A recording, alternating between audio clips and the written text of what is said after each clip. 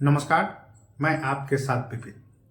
सबसे पहले आप सभी को 75वें गणतंत्र दिवस के शुभ अवसर पर हमारे और आपका न्यूज चैनल न्यूज ईरा की तरफ से हार्दिक बधाई एवं शुभकामनाएं। बिहार समेत देश की राजनीति में एक बार फिर बड़ी हलचल हो रही है और इसकी मुख्य वजह है बिहार के मुख्यमंत्री नीतीश कुमार, जिनके फिर से एनडीए में जाने की संभावनाएं तेज है। जनता दल से लेकर आरजेडी और बीजेपी खेमा अलग अलग बैठकें कर रहा है। दिल्ली से लेकर पटना तक नेताओं की व्यस्तता बढ़ी हुई है।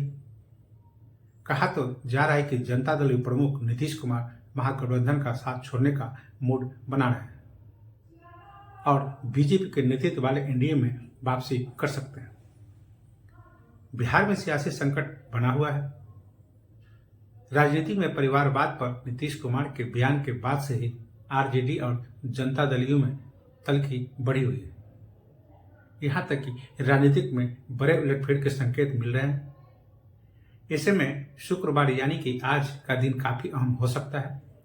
खबर है कि दोपहर 3:30 बजे मुख्यमंत्री नीतीश कुमार राज्यपाल राजेंद्र विश्वनाथ आलेंकर से मिल सकते हैं। हालांकि इसकी आधिकारिक पुष्टि नहीं हुई है।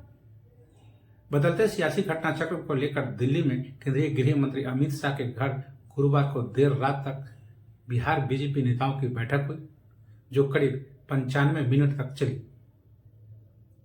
प्रदेश अध्यक्ष सम्राट चौधरी ने कहा कि बैठक में 2024 लोकसभा चुनाव पर चर्चा हुई है। नीतीश कुमार पर कोई बात नहीं।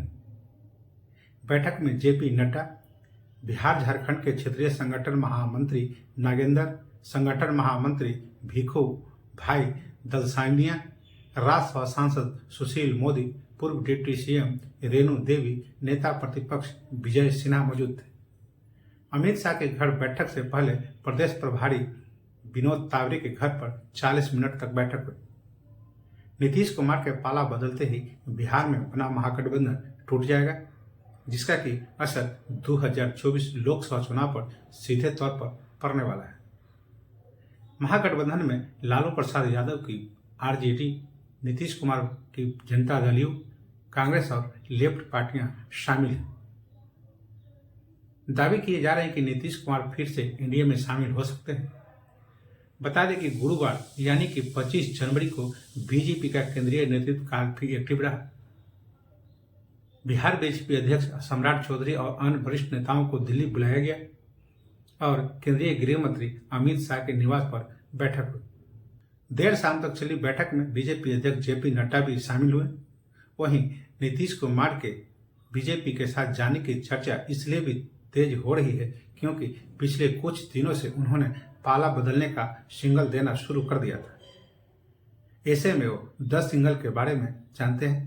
पहला, भारत सरकार ने जब ऐलान किया कि कर्पूरी ठाकुर को भारत रत्न दिया जाएगा, तो बिहार के मुख्यमंत्री नीतीश कुमार ने तुरंत ट्वीट किया और भारत के प्रधानमंत्री नरेंद्र मोदी को धन्यवाद दिया और उन्होंने कहा कि कर्पूरी ठाकुर को भारत रत्न दिया जाना खुशी की बात है। इसके लिए मैं प्रधानमंत्री नरेंद्र मोदी को धन्यवाद करना चाहूंगा। दूसरा, कर्पूरी ठाकुर की जयंती पर उनके गांव पहुंचे।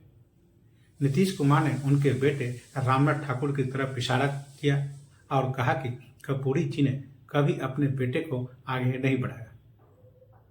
उन्होंने कभी परिवार को आगे नहीं रखा। वह सिद्धांत पर काम करने वाले व्यक्ति थे। ये बयान लालू परिवार को लेकर तंज के तौर पर देखा गया। तीसरा, कांग्रेस नेता राहुल गांधी भारत जोड़ो न्याय यात्रा पर हैं।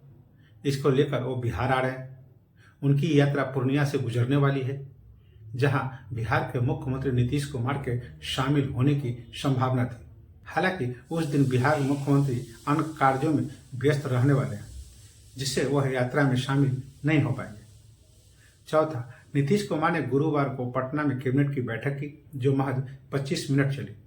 इसके बाद न तो कोई प्रेस कॉन्फ्रेंस की गई और न ही वो चिट्ठी जारी हुई, जिसमें जानकारी होती है कि किन एजेंटों पर मुहर लगाई गई है। इसे भी नीतीश कुमार के नाराज होने की वजह माना गया। पांचवा, जनता दल नेता भी इन दिनों बीजेपी को लेकर ज्यादा बयानबाजी नहीं कर रहे हैं। अगर वो कुछ कह रहे हैं तो उसमें नरमी नजर आएगी। जेडीयू के नेता और बिहार के भवन निर्माण मंत्री अशोक चौधरी ने यहां तक कहा कि अमित शाह ने कभी ये नहीं कहा कि नीतीश कुमार के लिए दरवाजे बंद हो गए। छठा, बिहार में जनता दल यू ने साफ कर दिया है कि वह 16 सीटों से कम पर समझौता नहीं करने वाली है। कांग्रेस चाहती है कि उसे बिहार में 40 में से 10 सीटें पर चुनाव लड़ने का मौका मिले, लेकिन जनता दल यू इसके खिलाफ है। सातवां, नीतीश कुमार मंगलवार को अचानक राज्यपाल राजेंद्र विश्वनाथ अलेंकर से मिलने पहुंच जाते हैं। कहा जाता है कि विश्वविद्यालयों के वाइस चांसलर के मुद्दे पर राज्यपाल और मुख्यमंत्री की मुलाकात हुई है। हालांकि इसके बाद कई मतलब निकाले गए। आठवां, झारखंड के रामगढ़ में 4 फरवरी को नीतीश कुमार की रैली होने वाली थी, जिसे रद्द कर दिया गया। इस बात की भी जानकारी नहीं दी गई है कि आखिर झारखंड दौरा रद्द करने के पीछे की वजह क्या है। 9वां, कर्पूरी ठाकुर की जन्म जयंती पर आयोजित एक रैली में नीतीश कुमार ने कहा कि केंद्र सरकार ने हमारी एक मांग मान ली है, हम चाहते हैं कि दूसरी मांग भी मानी जाए। उन्होंने कहा कि हम सिर्फ काम करते हैं और काम करते रहेंगे, राज्य हित में जो करना होगा वह करते रहेंगे। और 10वां और अंतिम, बिहार के बेतिया में 4 फरवरी को प्रधानमंत्री नरेंद्र मोदी की एक रैली होने वाली है, जिसमें मुख्यमंत्री नीतीश कुमार भी शामिल होंगे। इस रैली में नीतीश कुमार प्रधानमंत्री मोदी संग मंच को साझा करने वाले हैं। तो बस अभी के लिए इतना ही। तो हमें आज्ञा दीजिए। नमस्कार, आपका दिन शुभ हो।